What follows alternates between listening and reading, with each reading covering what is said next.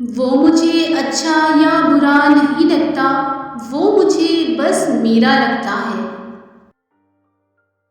मोहब्बत में शिद्दत मायने नहीं रखती, मोहब्बत में इज्जत मायने रखती है।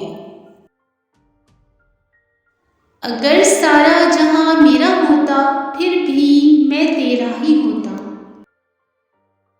बहुत कुछ याद आता है एक तेरे याद आने से। बहुत मुकद्दस हो तो, बिल्कुल मेरे ईमान की तरह। जो तुम्हें सच में चाहेगा, वो तुमसे कुछ नहीं चाहेगा।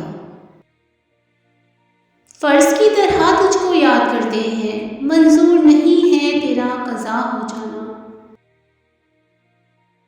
अकेले वारिस हो तुम मेरी बेशुमार चाहतों के। इंतहाई हसीन लगता है जब वो करता है रूठ कर बातें। शाम को तेरा हंसकर मिलना दिन भर की उजरत होती है। मोहब्बतों में लाड उठाना हर एक के बस की बात नहीं होती। अपना तो चाहतों में यही एक उसूल है, तेरा भला बुरा हमें सब कबूल है। सिर्फ दो ही वक्त के लिए तेरा साथ चाहिए, एक तो अभी के लिए और एक हमेशा के लिए। मुझको ये ख्वाहिश है कि तेरी निस्बत से पुकारी जाऊं। एक दूसरे के जैसे होना जरूरी नहीं, एक दूसरे के लिए होना जरूरी है।